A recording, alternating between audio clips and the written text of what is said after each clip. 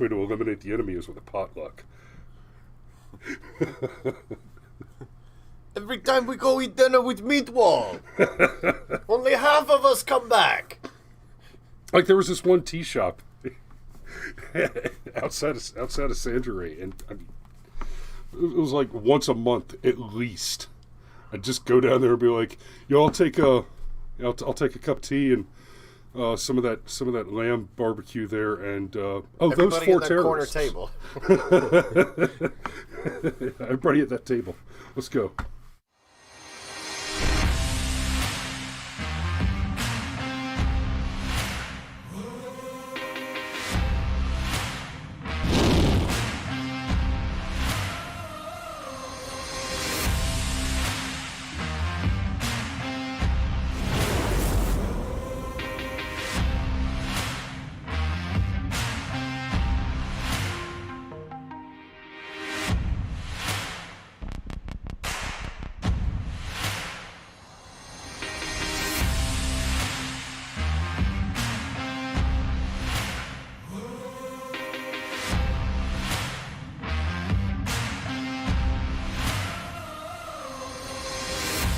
And Privyet Tovrich, как дела?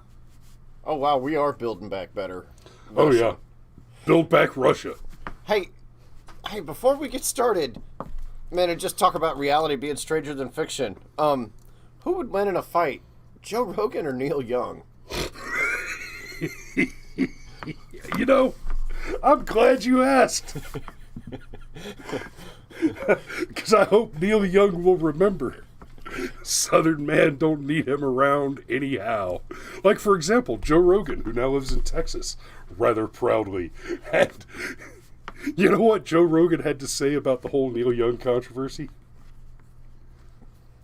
Exactly. Neil Young's all like, yo. Joe Rogan is awful and bad and white, and so you can have Joe Rogan or you can have Neil Young, and Spotify's like, Okay. Rogan's a moneymaker. You're not. People forgot about you until you made this You statement. haven't mattered for 30 years, Neil. Like there's a few old hippies that still listen to you every now and then because your 8-track was next in the wash. Yeah. Look, and I kept trying to think of a pun that revolved around the needle and the damage done, and I just couldn't.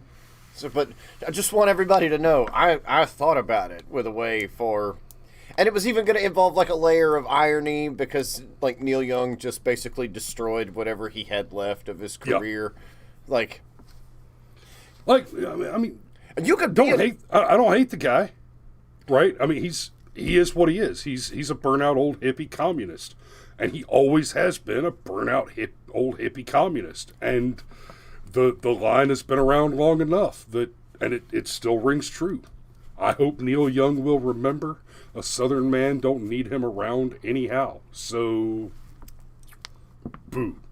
Yeah, and you can be an old rocker and still kick ass. Like the Rolling Stones are still touring and apparently still put on a decent show, right?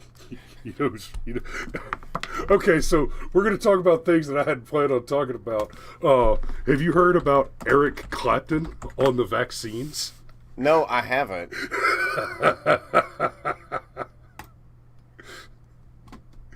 Eric Clapton calls critics monsters and insists he's freedom of choice rather than anti or pro-vaccine. So, he said that he compared vaccination programs to a mass hypnosis scheme. In part one of his interview with the Real Music Observer, now insists he's not anti or pro-vax, which he refers to as the thing. I'm making a rod for my own back by talking about the thing and the things. But one thing about the thing I would like to make clear, because I have to keep reestablishing it, is I'm neither anti or pro.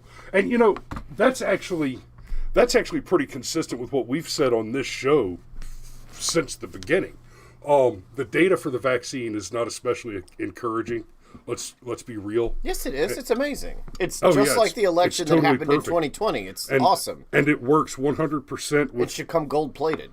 no ill repercussions. None whatsoever. Totally guaranteed. It just happens to be that a guy with nervous system problems like Eric Clapton is nervous about taking it. I don't know why. Right. I don't know why. He did, and so he had some problems, but there haven't been any problems. And of course, it's a perfect vaccine and it works great even for the current variant, which is why Pfizer is beginning human trials on an Omicron vaccine. Yeah, apparently there's even a stealth Omicron variant, and it's literally referred to... No, stealth Omicron, I swear. Like, at this point, like, have you seen the meme where, like, the guy's... Frog needles! Have you seen the meme where the guy's got, like, 17 Band-Aids going down his Yes. arm? And, like, the bottom one is Pokemon. Yeah. That's where we're... One of them's Decepticon. Yeah, I swear, one of them... They're calling, like, this variant, like, the stealth Omicron variant. And it's just like, wow, that's a name, all right. I'm afraid. It's going to come in like a B-52, and it's going to, like, mask its sonar signal. And it's going to be... All right. We weren't actually... I hadn't planned on talking about that. That was my fault. But now I'm going to have to go back and edit the show tags so that we rank for stuff about Neil Young and Eric Clapton. And honestly, I was considering doing the show tomorrow about Neil Young and Eric Clapton. But whoops. Now we've covered it. I think we're well, good. I mean, he's the least important member of Crosby, Stills, and Nash. Occasionally, it's Crosby, Stills, Nash, and Young. Right, and Eric Clapton is probably the most important member of Cream. Right, in the White Room. As in the one that went on. I'm tracking. I am tracking. I'm not even sure the rest of them survived the band. Got me on my knees. So. Russia. What's happening in Ukraine and Russia? Before you go on, let me say this about it. The thing that is happening in Ukraine and Russia, with Joe Biden inviting Putin to invade Russia, and now because of the obvious glaring mistake that's been, and the backlash that the Biden administration's gotten on that, you've got Peppermint Saki coming out and screaming as loud as she can the lies to kind of backpedal and cover for the clear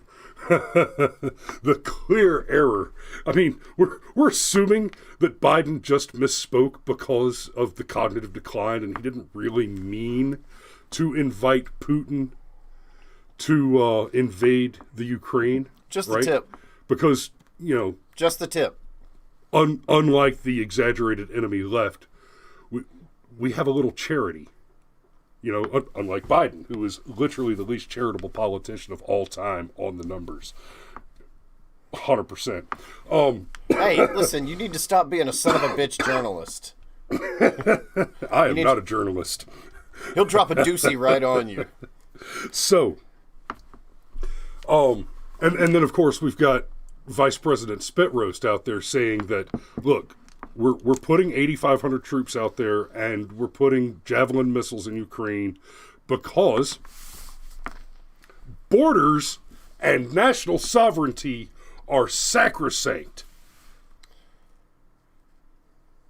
Do you know how many troops they've sent to the U.S. border? Not 8,500. It's somewhat less than that.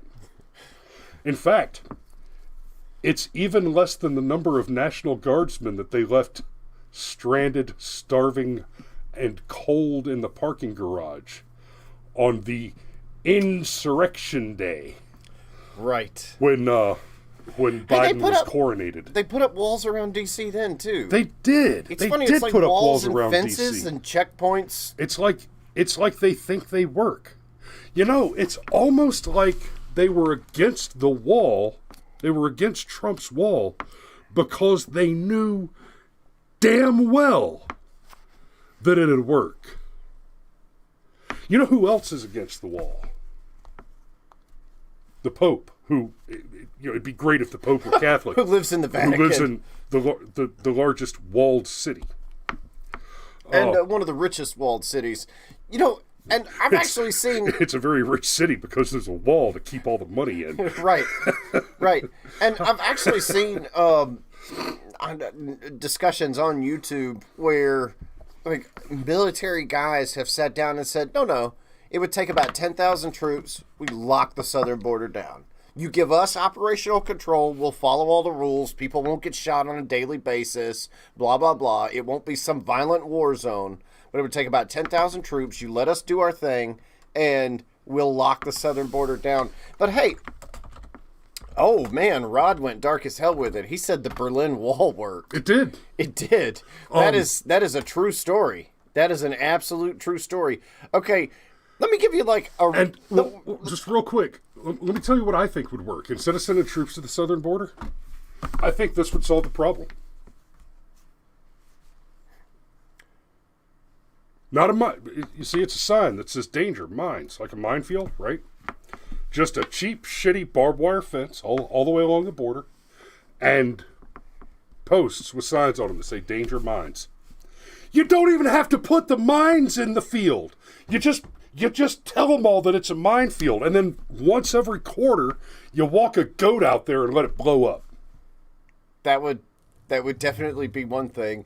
Look, okay, problem solved. Here's kind of a spicy take that is not entirely inaccurate, though maybe a little sarcastic. But I don't know.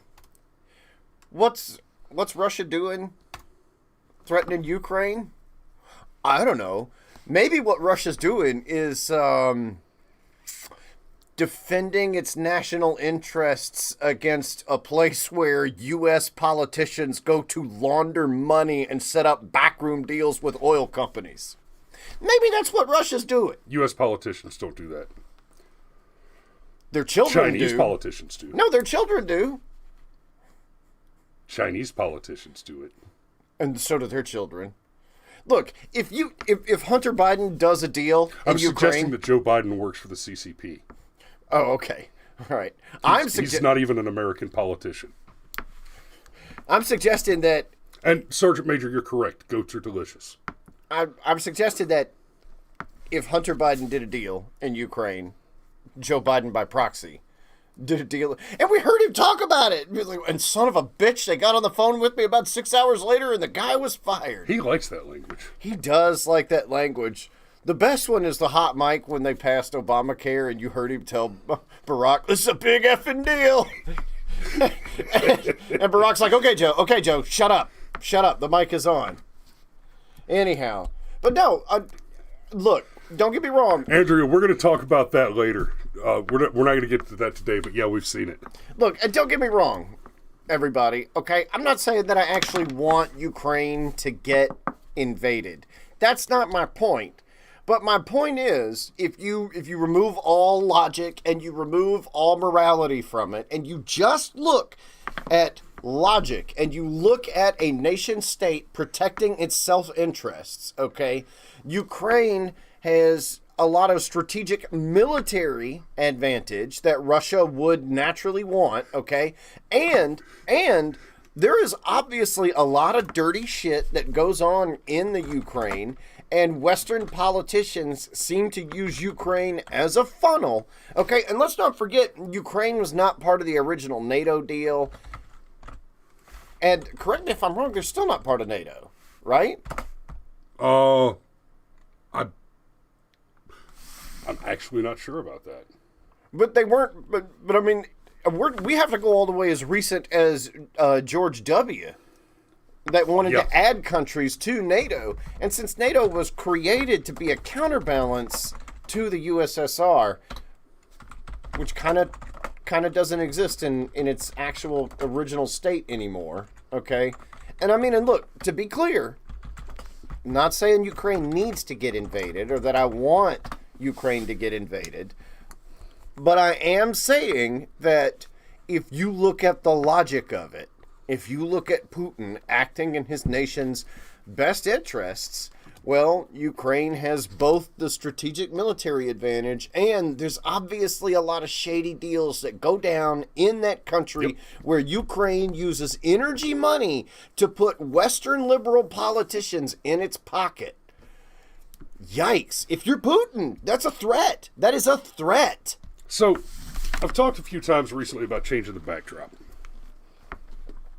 Okay. Feels like a non sequitur.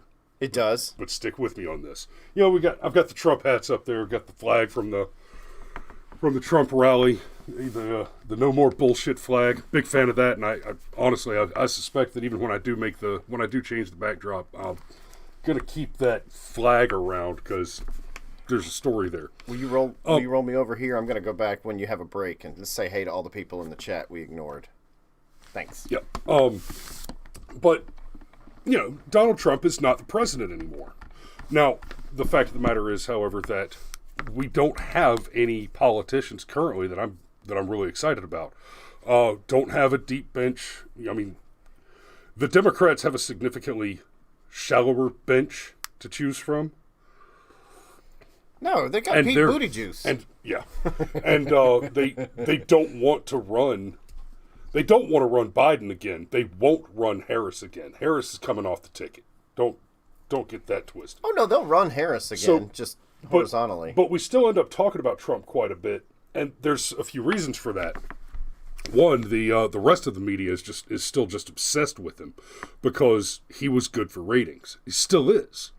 But you almost can't point to a president in living memory that was not just as good as Trump at being the president, but even good at being the president. Right? You know, guys like us in our early 40s, we barely remember Reagan. Reagan was president when I was born. Right? But since Reagan, it's just been one douche nozzle after another. You got the Bush fiasco. You got that Clinton son of a bitch. You got Obama, right? And you look at recent memory. You've got Obama, Trump, Biden. Obama came into the White House, and as soon as he was there, he's got the apology tour. He switches us over to communist style nationalized medicine. He just dedicated to it. Created the ISIS problem, right? When Obama came into office, the conflict in the Middle East was on the way out, right? We had a real possibility of just resolving Afghanistan and walking away and getting out. You didn't build that without the mess that it ended up being last year when we finally left, right? So Obama came in, handed pallets of cash off to terrorists. No, we owed Iran that money from the way we screwed them in the 1970s. Yeah, exactly. So basically, under Obama, we saw our gas prices skyrocket. We saw Russia, ISIS on the ascent in national power. We saw China on the significant ascent in national power, and we basically lost control of international oil markets almost entirely. Right? Trump comes in, and almost overnight, lowest unemployment in history, rising wages, average of $5,000 a year more in everybody's pocket, just on wages, tax cuts, huge booming economy, oil independence. ISIS is completely destroyed. Russia shuts the fuck up, and Kim Jong-un stops launching test missiles. Oh, and Trump made fun of him for being a fat kid, so he lost 30 pounds. And I think that's freaking hilarious. So what we're seeing now, assuming that's not his body double. Biden came into office, and in just under a year, oil independence is gone. Gas is tripled. The shelves are empty. The jobs, they keep saying, well, we've created X number of... No. You're still at negative 4 million. Well, our unemployment rate is 4 point... Bullshit! Your unemployment rate is calculated against the number of people in the job market, a market which has fewer jobs in it because your lockdown bullshit destroyed over 250,000 small businesses. Jobs ceased to exist, and then you subsidize these shitburgers into not going back to work. So what you're seeing in Ukraine right now, what you're seeing with Biden, just kind of rolling over and letting Putin... Just the tip. Just the tip. It's just one more step on the repay tour. Biden is taking the U.S. checkbook to task to go back and pay back all of the allies of the DNC, who are the enemies of the United States of America, for the harm that was done to them by the Trump administration.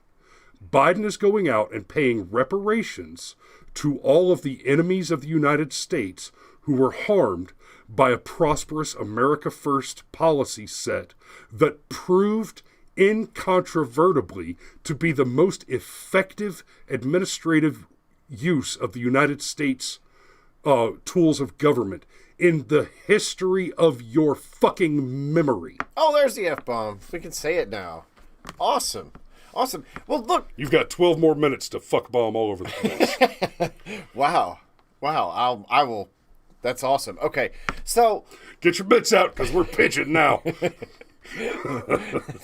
Oh, no.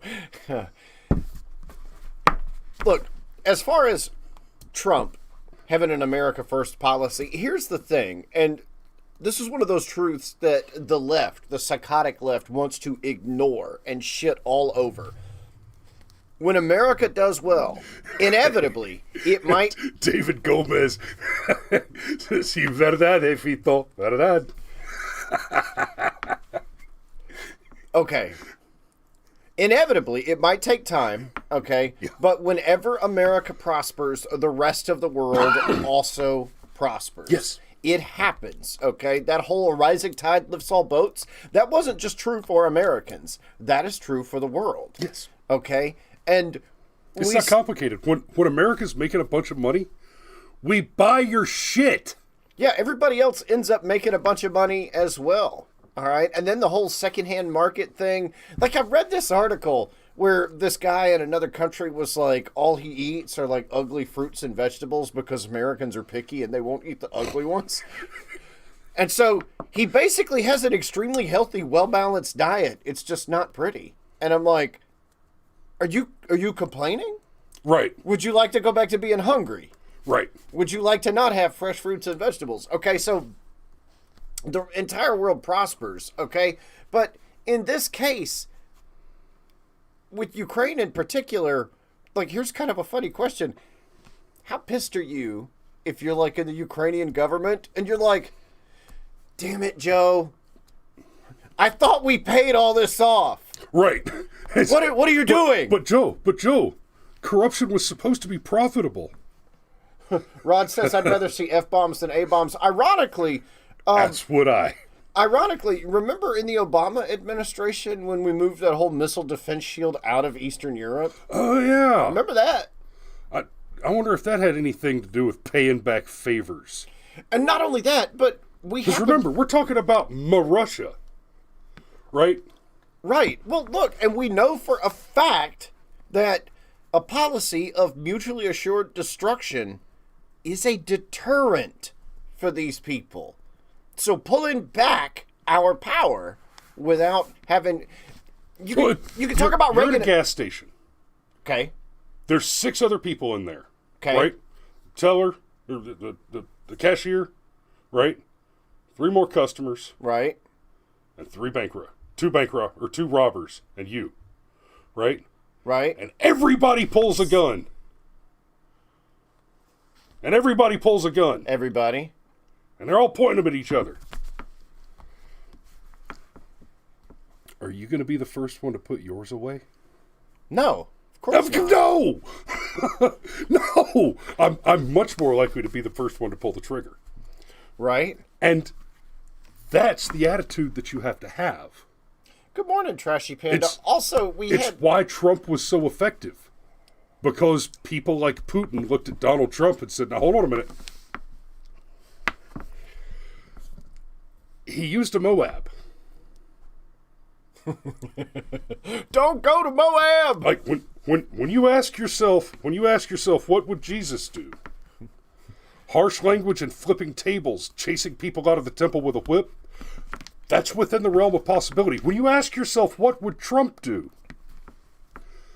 Moab is on the list. How do we permanently alter the geography for a local area? Moab. Oh, you got that field needs plowed. I'd take care of that for you.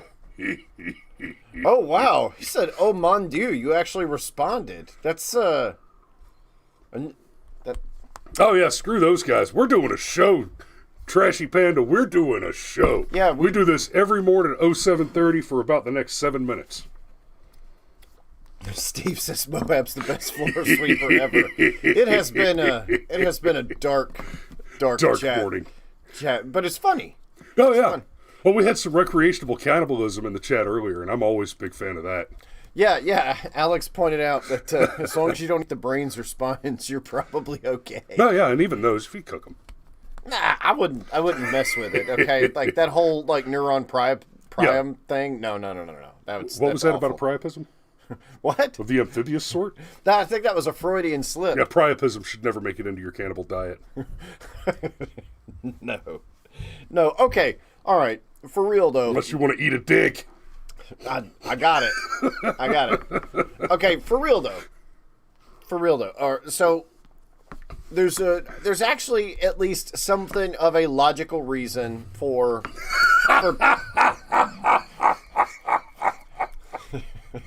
for Putin's. That's funny, Steve. That's funny.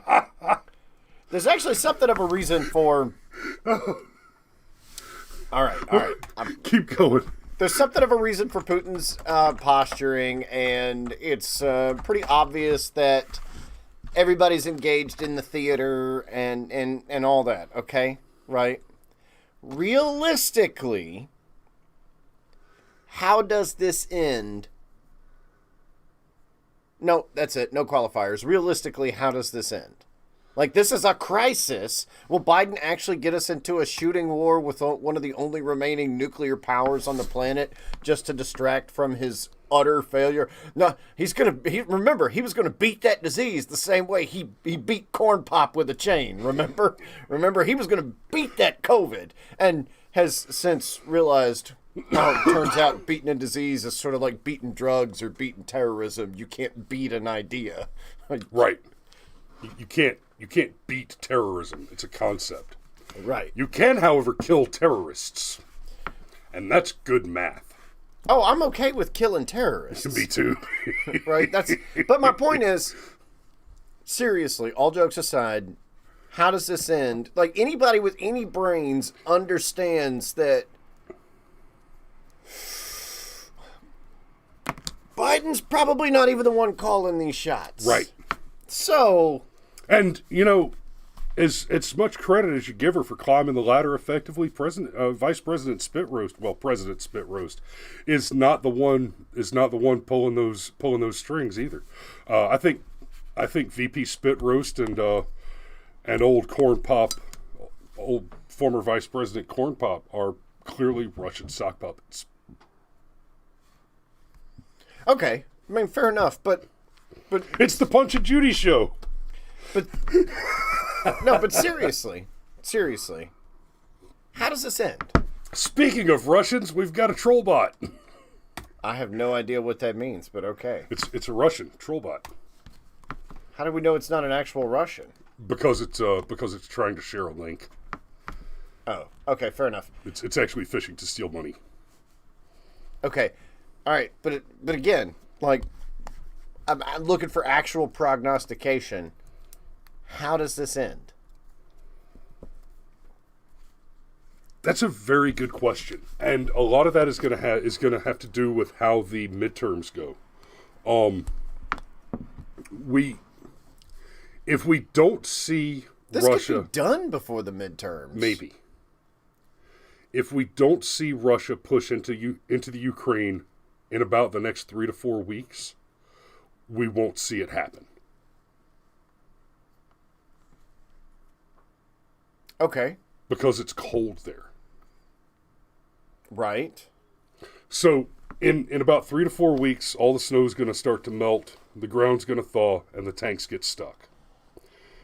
Literally, if they don't move in 3 to 4 weeks, they can't move with the tanks. At that point, we'll have a window of about a month or 3, until the ground is tough enough to hold the tanks again without them just getting stuck. And then we'll see the tensions reignite. Wow. So the old saw about the weather dictating your land war in Asia is still in effect, even Absolutely. in current year of 2022. Rod says the thaw is in April. The full thaw proper is yes, but it will begin to present a problem for the tanks by the end of February. It won't be fully thawed until April, but yeah, it will begin to be enough of a problem for the 70-ton tanks within about a month. So Putin basically makes his move now, or he doesn't make his move. Right. Okay. All right. Well, that's, I guess, somewhat reassuring. I mean, it does mean that we're on a hair trigger, and let's be real. When you're trying to sell something, it's hard to beat a sense of urgency. I mean, do we? It's the last one. Hurry up, buy today. Do we sacrifice Ukraine? Because there's the whole the chat is saying that China will be on Taiwan like a cupcake. I actually think, like, oh yeah, if shit cracks off, well, the second Putin pushes into Ukraine, Taiwan's gone. Well, I don't know about that, because our energy policy is already fucked, okay? And the world's energy policy is already fucked. We gave OPEC all their power back. Well, yeah, we took all the money out of U.S. oil independence and used it to subsidize the building of a pipeline for Russia. Exactly. So all the mess in Ukraine with all the dirty oil money and all that, like, that is fait accompli at this point, right? Okay. Taiwan is interesting, though, because of the world that we live in where computer chips are a thing. Yep. The world might have a real problem with China taking over Taiwan, where a lot of those computer chips are made. Because let me tell you, like, I don't need an intelligence briefing to know that if technology passes through China, they're tracking that sumbitch for life. Oh, yeah. I know that's going to happen. So I don't know. Now I want to say Musk was talking about building a microchip plant in the U.S., and if that happens, that's going to have a dramatic impact on the entire world. That'll be a huge shift. It will be a shift in world power, not dissimilar to the U.S. becoming energy independent. Well, the problem, though, is if Musk does it right now, like, you'd have to pay those guys like $25-$30 an hour, and you pay them a tenth of that to make these chips overseas. And it's not... Labor is a negligible cost. Labor is a negligible cost until you start to scale up by factors of 10. Then it's no longer a negligible cost. Yeah, it is. I guarantee it. When you're talking about manufacturing... When you're talking about large-scale product manufacturing like that, your labor cost is nothing. It's not even... Well, I mean, I guess to be fair, Musk would figure out a way to be like... It'd be like George Jetson. You have one person in the control room just pushing buttons, running the whole factory. You hear all the crap about, oh, well, they just use slave labor overseas because it's such bullshit. U.S. companies do not manufacture things overseas because labor's cheap. Labor is nothing. Labor is not a factor in that decision. The entire decision is based on tax rates. U.S. corporations export our manufacturing to foreign countries almost exclusively on tax rates. Labor's not even a figure in that calculation because it's such a minuscule piece of that production cost. It's the outrageous taxes that push them overseas. If Musk is willing to, and he said as much, to just say, you know what, fuck it, I'll pay the taxes, because I'm going to make the money anyway, then the labor cost isn't even on his radar. I mean, the taxes are a piece of it, but oh well. They're Anyhow, all- we are. Excuse me. So, We're out yeah, of and time. regulations. There's another big piece of it. That's right. So, Rob points out Musk has that brain chip shit going. Hey, we should Yes, give the and that's gonna entire be part chat of that math. the top comment badge. Just Yeah, because- you know what? Top chat today. Bang! That's for everybody. Yeah, top keks. Top keks and recreational cannibalism. You've made my frickin' day. Love you guys. I'm off to get a deep tissue massage. Ooh.